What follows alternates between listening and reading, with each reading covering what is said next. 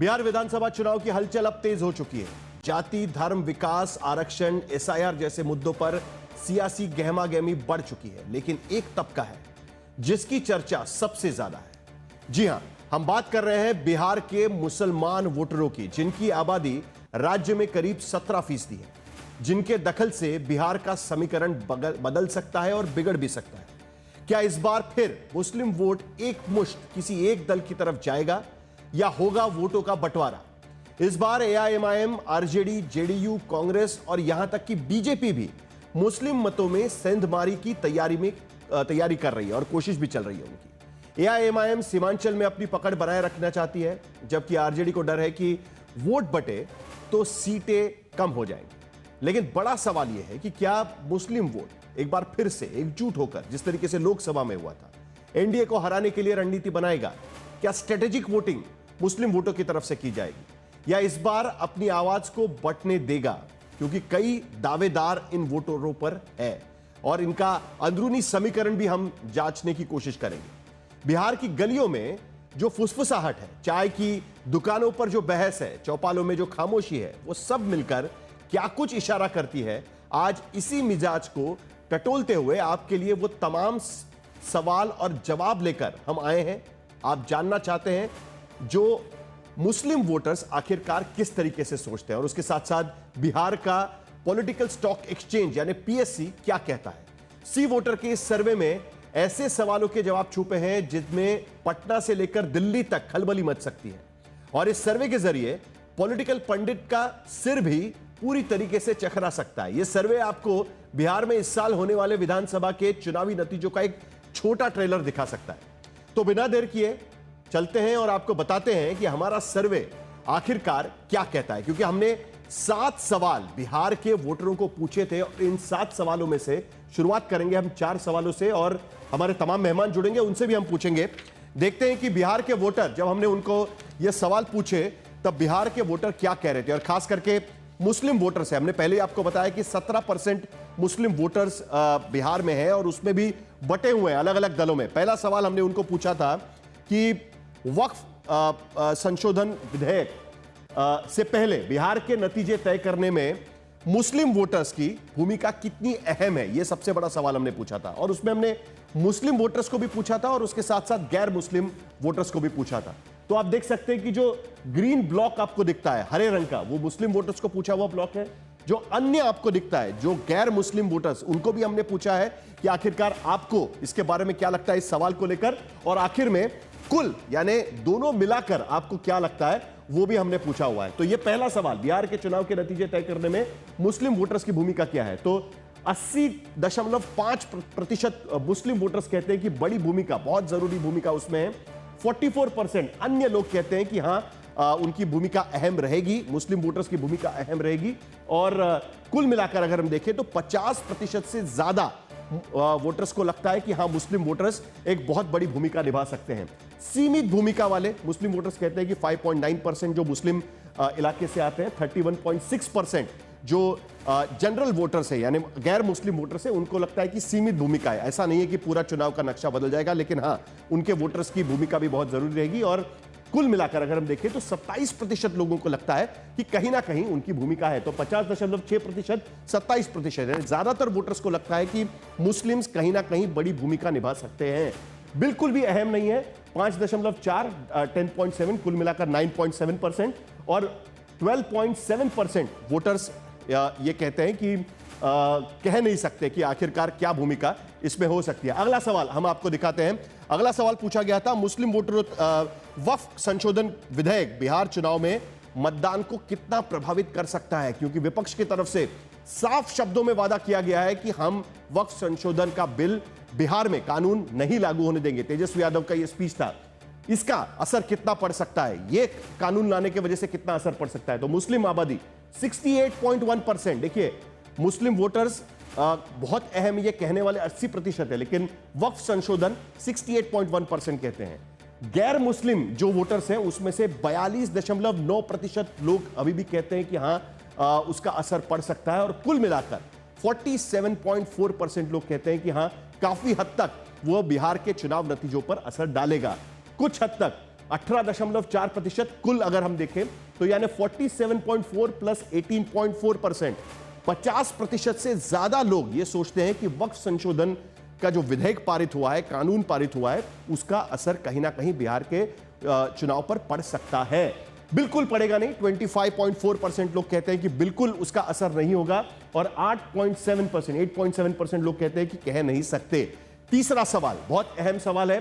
तीसरे सवाल पर हम चलते हैं कि आखिरकार लोग किस तरीके से सोचेंगे मुस्लिम वोटरों तक, क्योंकि कुछ दिन पहले हमने देखा कि मोहन भागवत, आरएसएस के सरसंघ चालक, उनकी मुस्लिम समुदाय के इमामों के साथ में एक बैठक हुई थी, एक आउटरीच प्रोग्राम कहीं ना कहीं चल रहा था।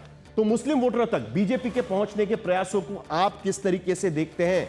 बिहार में इस बार प्रधानमंत्री मोदी के चेहरे के साथ भी पैकेट्स बांटे गए थे ईद के दिन पे, तो इसके लिए एक आउटरीच कहीं ना कहीं भारतीय जनता पार्टी की तरफ से भी चल रहा है। तो ये जो प्रयास चल रहा है उसको लेकर मुस्लिम्स क्या सोचते हैं? 16.2% लोग कहते हैं कि बहुत ही गंभीर तरीके से बीजेपी इसके बारे में प्रयास कर रही है। अन्य जो गैर मुस्लिम है 25.4%, और इस गंभीरता को नापने में कुल आबादी अगर हम देखें, वोटर्स की देखें, तो 23.8% लोगों को लगता है कि हां, गंभीर तरीके से बीजेपी कोशिश कर रही है। कुछ हद तक गंभीर है, ज्यादा सीरियसली नहीं है, लेकिन है ठीक ठाक, उनकी कोशिश जरूर चल रही है। कुल आबादी देखिए 12.2%, यानी 23.8 प्लस 12.2, यानी ऑलमोस्ट 45% करीब करीब लोगों को लगता है कि बीजेपी कुछ हद तक, काफी हद तक गंभीर इस पूरे मामले को लेकर है कि हमको मुस्लिम वोटर्स चाहिए, हमें मुस्लिम वोटर्स चाहिए। प्रतीकात्मक है, ठीक है, कोशिश चल रही है, लेकिन सिंबॉलिक है, बहुत ज्यादा कोशिश नहीं चल रही है। दिखाने की कोशिश है कि हम मुसलमानों तक भी पहुंचना चाहते हैं, ज्यादा जरूरत उनको नहीं है। मुस्लिम वोटर्स को लगता है, 50.8% मुस्लिम वोटर्स को लगता है कि प्रतीकात्मक है। 37% जो अन्य गैर मुस्लिम वोटर्स हैं उनको लगता है कि प्रतीकात्मक है। कुल अगर हम देखें तो 39.5% लोगों को लगता है सिंबॉलिक है, बहुत ज्यादा सीरियसली लेने की जरूरत नहीं है, और बिल्कुल ही कोशिश नहीं हो रही है, ये कोई आउटरीच नहीं है। 17.8% विद इन मुस्लिम्स, 10.3% अन्य, कुल मिलाकर 11.6%। अगर कुल हम देखें तो करीब करीब 50% लोगों को लगता है कि ज्यादा सीरियसली उसे आउटरीच को लेने की जरूरत नहीं है बिहार के वोटर्स के बारे में अगर हम पूछे तो। और आखिरी सवाल इस मुद्दे को लेकर, चौथा सवाल अगर हम देखें तो क्या इंडिया गठबंधन बिहार में मुस्लिम हितों का प्रभावी ढंग से रिप्रेजेंटेशन करेगा? क्योंकि इंडिया अलायंस की कोशिश है कि इस बार कंसोलिडेशन मुस्लिम वोटर्स का पूरी तरीके से उनके तरफ चला जाए और उसका फायदा उन्हें इस चुनाव में हो। तो उसमें हां, इंडिया अलायंस अकेला हम सोचते हैं कि जो हमारे हितों की रक्षा कर सकता है। मुस्लिम वोटर्स में 44.3%, अभी भी पूरी तरीके से मुस्लिम वोटर्स नहीं समझते कि इंडिया अलायंस अकेले ऐसे है कि जो उनकी हितों की रक्षा कर सकते हैं।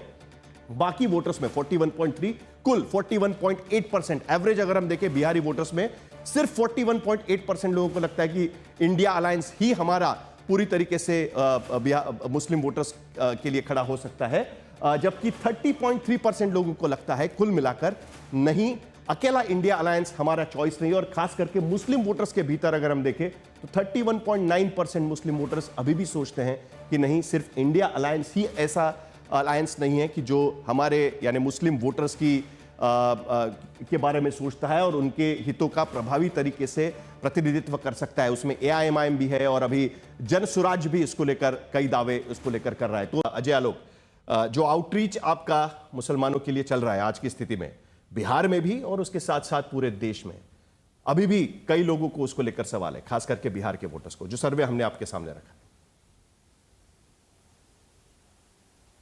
देखिए साहिल जी, मैं पहले भी बहुत बार कह चुका हूं कि व्यक्तिगत तौर पे मेरा सर्वे में यकीन नहीं है, लेकिन जिन्होंने मेहनत की है उनकी मेहनत को बिल्कुल उनका श्रेय उनसे लेना नहीं चाहिए।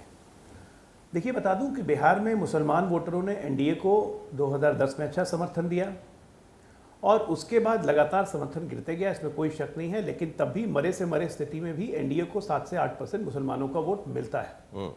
और निश्चित तौर पे जब हमारे प्रधानमंत्री, हमारे नेता कहते हैं कि सबका प्रयास सबका साथ, तो निश्चित तौर पे आप 18% आबादी को छोड़ के आप चल नहीं सकते हैं, चाहे बिहार हो चाहे देश हो जिसमें 15% की आबादी है। तो मुसलमानों को वोट दें चाहे नहीं दें, एनडीए बीजेपी के नाते हम हमेशा प्रयास करते रहते हैं कि हम अपनी बातें रखें और उनको सम्मिलित कर सकें। बहुत हद तक हम सफल भी हो रहे हैं, ठीक है, सफलता आंशिक हो लॉन्ग टर्म हो आज नहीं समझ में आएगा, लेकिन मुसलमानों को एक बात समझ आ रही है पूरे देश के दृश्य को देख के कि आज तक जो मुसलमान मुसलमान मुसलमान कहने वाली पार्टी है उन्होंने सिर्फ शोषण किया, दिया कुछ नहीं। अगर आज की तारीख में जो हम कह रहे हैं कि 4 करोड़ घर बनवा के दिए, तो लगभग 1 करोड़ 40 लाख घर सिर्फ मुसलमानों को मिले हैं, गरीब मुसलमानों को। आज अगर हम योजनाओं का लाभ 35% मुसलमान ले रहे हैं, आबादी है कितनी राष्ट्रीय स्तर पे 15%, लेकिन लाभ 35% मुसलमानों को है। उनकी शैक्षणिक योग्यता पिछले 11 साल में मुसलमानों की बढ़ी है, उनकी आर्थिक स्थिति पिछले 11 साल में सुधरी है।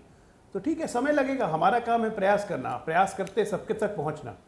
वोट देना नहीं देना उनका काम है। मैं तो ये बता रहा हूँ आपको, आज से 1 साल पहले मैं एक मुस्लिम बहुल क्षेत्र में गया था बिहार में, सीधा उसने कहा कि नीतीश कुमार ने बहुत काम किया, उनसे अच्छा मुख्यमंत्री कोई नहीं है। जो नीतीश कुमार ने कर दिया कोई नहीं करेगा। कब्रिस्तान की घेराबंदी करवा दी, नहीं तो यहाँ पे ज़मीन कब्जा कर लिया जाता था, ये कर लिया था, वो कर लिया था, तमाम उसने कसीदे गाए नीतीश कुमार के, लेकिन एक लाइन लगा दिया, लेकिन वोट हम लोग नहीं देंगे। तो आप क्या कीजिएगा? आपका एक जिम्मेदार सरकार के नाते आप सिर्फ काम कर सकते हैं, काम करते रहिए।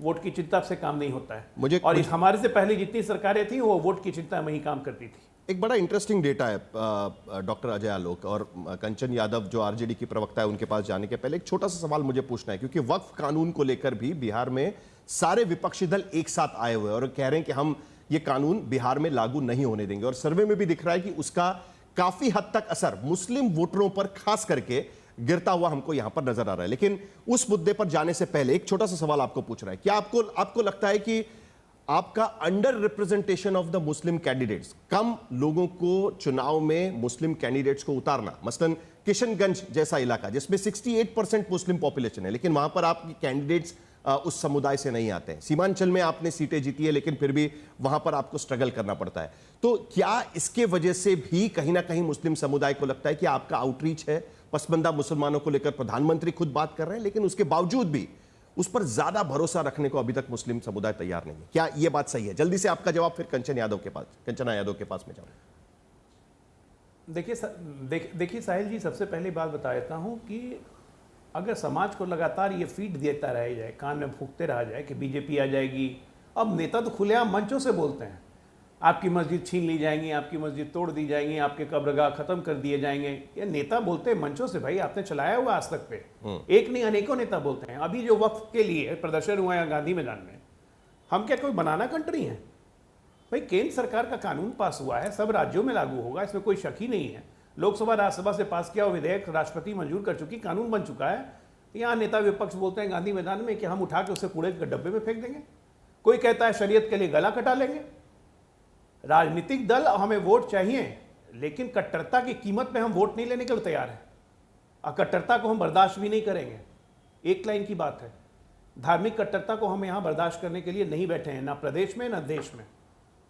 हम यहाँ देश को आगे बढ़ाने बैठे हैं। हम चाहते हैं कि मुस्लिम समाज का सहयोग मिले। सर, रिप्रेजेंटेशन की बात में मिल रहा है, थोड़ा मिल रहा है, बढ़ेगा। बिहार में रिप्रेजेंटेशन की बात हमारी पार्टी में रहेगा, हमारी पार्टी में चुनाव लड़ने लायक रहेगा, बिल्कुल ठीक है, हमारी पार्टी में रहेगा। कंचना यादव, हमारी पार्टी में कार्यकर्ता अच्छा रहेगा, हम लोग बिल्कुल देंगे। ठीक है। अब मैं एक बात बताता हूं आपसे, बिहार की आबादी तो 17% है जी। बिहार की आबादी 17% है। आरजेडी और कांग्रेस अपने आप को बहुत मुस्लिम का रहनुमा कहती है। कितने टिकट दिए थे मुसलमानों को भाई पिछली बार? बता दे आरजेडी। अब बता दे कांग्रेस, मुसलमान 70 सीटें मुसलमानों को कितने दिए कांग्रेस ने, और 156 सीटें आरजेडी लड़ी थी, कितने मुसलमान लड़वाए थे? क्या यही वजह है कंचना यादव कि पिछले चुनाव में सीमांचल जैसे इलाके में एआईएमआईएम आपके वोटरों में सेंध लगा चुकी है? और अभी भी हमने देखा कि जब हमने मुस्लिम वोटर्स को भी पूछा कि क्या आपको लगता है कि इंडिया अलायंस अकेला आपका रहनुमा है, तो वो कहते हैं कि नहीं, अकेला नहीं है। ज्यादातर कहते हैं कि हाँ आप हैं, लेकिन उसके साथ साथ अन्य लोग भी हैं। 30% लोग कहते हैं कि नहीं, वो अकेले नहीं है हमारे साथ में, बाकी लोग भी है यहां पर। तो यहां भी रिप्रेजेंटेशन का सवाल उठता है क्या कंचना यादव, और इस तरीके के नतीजे यहां पर क्यों दिखते हैं? नहीं साहिल जी, जहाँ तक शायद मैं लेट जुड़ी थी, सुन नहीं पाई। आपका जो सैंपल का मेथड क्या है, सैंपल का साइज क्या है, मार्जिन ऑफ एरर क्या है, वो सब एक अलग बात है। लेकिन जो भी आंकड़ा आप यहाँ पर शो कर रहे हैं, मैं अगर उसी आंकड़े को इंटरप्रेट करूँ अपने हिसाब से, तो बहुत सारी चीज़ें क्लियर हो जाती हैं। और अजय आलोक जी की कुछ बातें मैं सुन पाई, बीच बीच में कट रहा था। कट्टरता की बात कर रहे हैं ये। अरे योगी आदित्यनाथ जी एक मुख्यमंत्री अगर ये बात कहें कि बटोगे तो कटोगे, और ये किसके लिए कहे थे, आपको इसको जस्टिफिकेशन देने की जरूरत नहीं है, तो समझ में आता है कि क्या एक मुख्यमंत्री इससे ज़्यादा कट्टर बयान कोई कभी हो सकता है क्या? जब इस देश के प्रधानमंत्री घुसपैठिए, ज्यादा बच्चा पैदा करने वाले और इस तरह के बयानबाजी दे, टोपी से पहचानने वाले, कपड़े से पहचानने वाले, इससे ज्यादा कट्टरता कुछ हो सकता है क्या? 200 रैलियों में, 130-150 से ज्यादा रैलियों में अगर प्रधानमंत्री जी इस तरह का भाषण दे जो कि धार्मिक कट्टरता पे आता है, जिसमें चुनाव आयोग उनको कोई नोटिस नहीं देता है, क्यों? तो ये कट्टरता में नहीं आता है क्या? कट्टरता कहीं भी हो सकती है सर, आपके नॉलेज के लिए बता दो, कट्टरता कहीं भी हो सकती है। वो हमारे धर्म, हिंदू धर्म में भी हो सकती है, वो उस धर्म में भी हो सकती है, किसी भी धर्म में हो सकती है। तो कट्टरता पे मत जाइए। और दूसरी रही बात कि हिंदू धर्म में कट्टरता होती ना तो यहाँ पे बाकी लोग आराम से नहीं रह रहे होते। आप दिए हो या हिंदू बहुलता है इसलिए लोग आराम से रहते हैं। कंचना जी सुन लीजिए, अजय आलोक अपने धर्म को कट्टर मत बोलिए, हम लोग कट्टर नहीं है, हिंदू धर्म सहिष्णु है, आप भी हिंदू हैं। सुनिए अजय आलोक जी, यही आपकी समस्या है अजय आलोक जी। आपने कहा कि हिंदू धर्म भी कट्टर है, आपकी समस्या। आपने कहा हिंदू धर्म भी कट्टर है। लीजिए, हम आपके नेता को कट्टर बोले हैं, सुन लीजिए। देखिए साहिल जी, इनको थोड़ा चुप कराइए। नहीं ठीक है कंचना जी, आप आपकी बात खत्म करिए। जो इस तरह के बयानबाजी, वो कटमुल्ले, देखिए स्वीपिंग स्टेटमेंट किसी भी धर्म को लेकर नहीं है। एक चीज क्लैरिफाई कर दो, कट्टर नहीं बोलोगे कंचना यादव जी, एक चीज में नहीं बोलोगे, एक चीज मेंबर आप पार्लियामेंट होकर इस तरह की भाषा बोलेंगे। एक चीज क्लैरिफाई मैं कर दूं कि कोई भी धर्म कट्टर नहीं होता है, उसमें कुछ लोग ऐसे हो सकते हैं कि जो कट्टरतावाद का पालन करते हो, फिर वो किसी भी धर्म में हो सकते हैं और उसको लेकर सवाल हो सकता है। ठीक है, मुख्यमंत्री बोले कोई भी एक धर्म पूरी तरीके से फालतू होता है। सुनिए बोलिए कंचना जी, खत्म करिए। अपराधी बोले कुंभ क्या होता है, फालतू चीज है। आपकी भाषा में मैं भी बोल सकती हूँ। सुनिए साहिल जी, फिर वही बात। साहिल जी, मैं आपको ये कह रही हूं, मैंने धर्म को कट्टरता नहीं कहा, हमने बोला कट्टर कहीं भी हो सकते हैं, कट्टर कहीं भी हो सकते हैं। अगर यही प्रॉब्लम है आप लोग की, प्रॉब्लम यही है आप लोग की, कहा कुछ जा रहा कन्वे कुछ करते हो, प्रॉब्लम यही है आप लोग की। हमने बोला योगी आदित्यनाथ इस तरह की भाषा बोलते हैं, कट्टर भाषा है ये, तो आपने एक धर्म से जोड़ दिया भाषा। प्रॉब्लम यही है आपकी। जब हमने बोला कि मोदी जी कट्टर भाषा यूज करते हैं, तो आपने एक धर्म से जोड़ दिया। मोदी जी पूरा हिंदू धर्म के ठेकेदार नहीं है, कट्टर होते हैं। अपनी बातों से पलटिए मत, हर कोई है। पहली बात सुन लीजिए, अभी आपने कहा कि हिंदू भी कट्टर होते हैं। साहिल जी, इनको चुप करा दीजिए कि अगर हमने क्या बोला, मुझे चुप करवा के क्या होगा, देश को चुप करवा लीजिए ना। सबने सुनी, एक सजा याफ्ता अपराधी कह रहे हैं कुंभ फालतू होता है। सुनिए अजय आलोक जी, आपके पास कोई आर्गुमेंट नहीं है, आपको टीवी पर भारतीय जनता पार्टी बैठा देती है, आपको कुछ न कुछ। कौन सा नहीं प्लीज चलिए, कौन सा मेरे क्या भारतीय जनता पार्टी बैठाई। मेरी रिक्वेस्ट है अजय आलोक जी, मत कीजिए। इस सर्वे को लेकर हम बात करते हैं, इसमें जो नतीजे निकल कर आ रहे हैं उसको लेकर मैंने कंचना यादव से सवाल पूछा है, बाकी लोग भी इसका इंतजार कर रहे हैं और बाकी और 3 सवाल मेरे पास बाकी है। कंचना जी, आपका मुद्दा खत्म करिए। जो मैंने आपको सवाल पूछा है कि कहीं ना कहीं आपको भी रिप्रेजेंटेशन कम देना यह भारी पड़ रहा है, क्योंकि अभी भी कई लोग ये कहते हैं कि सिर्फ इंडिया अलायंस के सामने, मुस्लिम समुदाय से कई लोग अभी भी ये कहते हैं कि सिर्फ इंडिया अलायंस हमारे हितों की रक्षा नहीं करेगा, बाकी लोग भी है, जिसमें जेडीयू भी होगा, एआईएमआईएम भी होगा और बाकी लोग भी हो सकते हैं, इवन बीजेपी उसके लिए कोशिश करे। उसको लेकर आप जवाब दीजिए कंचना जी, चलिए जी। साहिल जी, बहुत आवाज कट रही है, मैं उस चीज पर आती हूँ जो आप जवाब दे रहे हो। रिप्रेजेंटेशन की बात है, बिल्कुल रिप्रेजेंटेशन की बात है और होनी चाहिए। हर एक व्यक्ति का, हर एक समुदाय का अपना रिप्रेजेंटेशन होना चाहिए। और किसने सबसे ज्यादा रिप्रेजेंटेशन दिया, और यह मत भूलिए साहिल जी कि अभी वक्फ बिल पे जब जदयू ने समर्थन नहीं दिया ना, तो सबसे ज्यादा मुसलमान नेता जदयू से ही इस्तीफा दिए हैं। और ये बीजेपी को वोट नहीं करते। आप जो बीजेपी के प्रति बताने की कोशिश कर रहे हैं, हाँ, चिराग पासवान जी को वोट करते थे, जदयू को वोट करते थे, लेकिन वक्फ बिल पर दोनों लोग का किधर रहा साथ उन्होंने देख लिया और सबसे ज्यादा नेता इन्हीं 2 पार्टियों से इस्तीफा दिए। तो रुझान किसकी तरफ है, कौन किधर वोट करने जा रहा है, किसके साथ कौन स्टैंड लिया, वो पूरा क्लियर है। हम सबके साथ स्टैंड लिए हैं और लेंगे। और ये बता दें, जदयू में कितने मेंबर ऑफ पार्लियामेंट मुसलमान हैं, और चिराग पासवान के कितने मेंबर ऑफ पार्लियामेंट मुसलमान है, या बीजेपी के ही कितने हैं? 2024 में दिन रात सिर्फ हिंदू और मुसलमान पे 2024 में उसको लगता है कि उसको मुसलमान वोट देंगे, एक भी वोट उसको बिहार में नहीं मिलेगा। ठीक है, 2024 में आरजेडी ने 23 में से 2 मुस्लिम कैंडिडेट उतारे थे, जनता दल यूनाइटेड ने 1 मुसलमान कैंडिडेट उतारा था, कांग्रेस पार्टी ने 9 में से 2 उम्मीदवार मुस्लिम समुदाय के दिए थे और भारतीय जनता पार्टी का एक भी कैंडिडेट मुस्लिम समुदाय से नहीं था। एआईएमआईएम का रिप्रेजेंटेशन यहां पर हम नहीं दिखा रहे हैं, लेकिन कुल मिलाकर जनता दल, मैं आता हूं अजय आलोक जी, आपके पास आता हूं। राजीव रंजन जी, जो सवाल आरजेडी यहां पर उठाने की कोशिश कर रही है, उनका कहना है कि वक्फ कानून को लेकर जो जनता दल यूनाइटेड और लोक जनशक्ति पार्टी की भूमिका रही, उसको लेकर कहीं ना कहीं मुसलमान समुदाय में आक्रोश है और उसको लेकर वो आपके खिलाफ जा सकते हैं। लेकिन दूसरी तरफ आपका जो पसमंदा रीच है उसको लेकर आपको कितनी उम्मीदें यहां पर लगती है? क्योंकि लोकसभा चुनाव में अगर हम देखें तो भारी संख्या में कंसोलिडेशन इंडिया अलायंस की तरफ होता हुआ लोकसभा चुनाव में मुस्लिम वोटरों का दिखाई दिया था। राजीव रंजन जी, देखिए, देश के मुसलमान काफी समझदार है।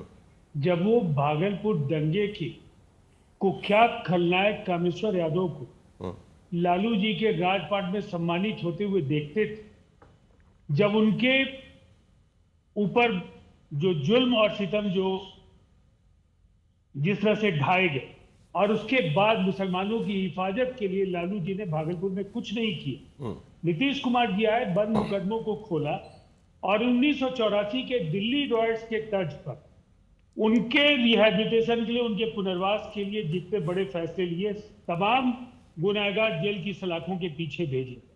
उसके बाद कब्रिस्तानों की घेरेबंदी से लेकर उनके शैक्षणिक विकास, रोजगार को लेकर, उनकी उद्यमशीलता को लेकर लगातार राज्य सरकार ने बड़े बड़े फैसले लिए। वो जहां तक प्रतिनिधित्व का सवाल, लगातार घट रहे समर्थन के बाद 2020 के विधानसभा चुनाव हमारे हिस्से की 115 सीटें थी और हम लोगों ने 11 मुस्लिम उम्मीदवार लड़े।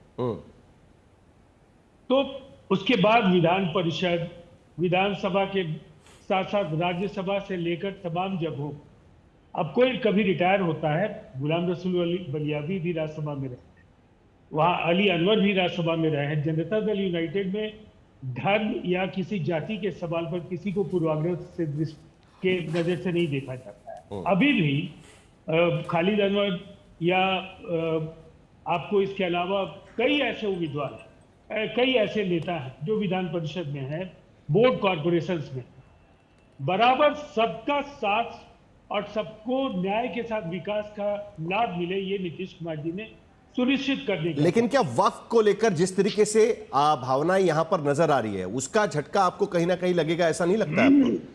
और ये सर्वे में भी दिखाई देता है कि वक्फ कानून को लेकर उनकी उम्मीदें और उसके साथ साथ उनकी भावनाएं भी उसी तरीके से नजर आ रही है इस सर्वे में। देखिए, एक बात तो बिल्कुल साफ है, नीतीश कुमार जी अगर हैं तो उनके नेतृत्व में सरकार जब भी बनती है, मुसलमानों को मालूम है, उनकी मस्जिदों का सवाल हो, उनके मदरसों का सवाल हो, उनके कब्रिस्तानों का सवाल हो, दुनिया की कोई ताकत ऐसी हिमाकत कर नहीं सकती है कि उनके साथ कोई बेईमानी हो। ये आश्वस्त उन्हें रहना चाहिए और इसे बार बार हमने दोहराया है। और जहां तक बदलाव की बयार का सवाल है, आपने पासमानदा समाज का नाम लिया, और ये सच है कि जिस तरह की छटपटाहट मुस्लिम समाज के अंदर है, उसको भी समझने की जरूरत है। जो वोट प्रतिशत 2020 के चुनाव में जनता दल यूनाइटेड के साथ मुसलमानों का था, उसमें कई गुनी बढ़ोतरी भी हो सकती है। और ये एक किसी सोशल कंपोनेंट, एक सामाजिक अवयव की जगह हमारा जो विश्वास है, सबका वोट नीतीश कुमार जी के नेतृत्व में एनडीए को मिलता है, सबका साथ मिलता है, और इसीलिए हम उसी रास्ते पर आगे जाएंगे और अब तक काम करते रहे। ठीक है राजेश राठौड़, इसी बात को लेकर, क्योंकि पसमंदा मुसलमानों की बात जब होती है तब बिहार की याद आती है, क्योंकि बिहार की आबादी में जो मुस्लिम आबादी है उसमें 72% जो है वो पसमंदा मुसलमान है, और उसमें ईबीसी कैटेगरी में अगर हम देखें तो 29.9%, ये एक बहुत बड़ा तबका हो सकता है उसमें, और कांग्रेस आजकल उसकी बात करने की कोशिश कर रही है। तो ऐसी सूरत में आपके लिए, क्योंकि आपका रिप्रेजेंटेशन तो ठीक नजर आ रहा है, 9 में से 2 आपने मुस्लिम समुदाय के कैंडिडेट्स दिए थे लोकसभा चुनाव के वक्त पे, लेकिन जो दावे जनता दल यूनाइटेड की तरफ से किए जा रहे हैं या बीजेपी की तरफ से किए जा रहे हैं कि हमारा आउटरीच उन मुसलमानों की तरफ है कि जो सोशल स्ट्रक्चर में सबसे नीचे है, उसका नुकसान क्या आपको और इंडिया अलायंस को?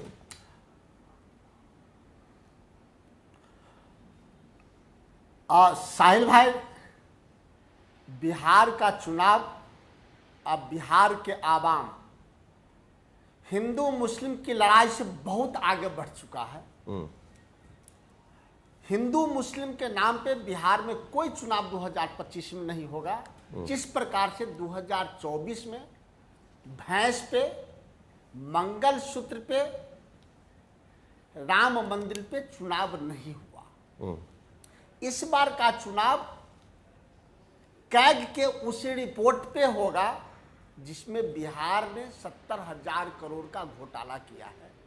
बिहार का चुनाव उस रिपोर्ट पे होगा नीति आयोग के, जिसमें बिहार को हर पौधान पे नीचे बताया है, चाहे वो शिक्षा का हो, रोजगार का हो, पलायन में आगे बढ़ाया है, उद्योग में नीचे बढ़ाया है, शिक्षा की व्यवस्था में सबसे नीचे बताया। मैं नहीं बता रहा हूं, ये नीति आयोग के रिपोर्ट हर चीज में, एक चीज में सिर्फ 2022 के बाद वो रिपोर्ट नहीं आया है, और एक चीज में बिहार वो भी दूसरे नंबर पे है, ऊपर से, नीचे से और ऊपर से। वो क्या है? वो क्राइम में।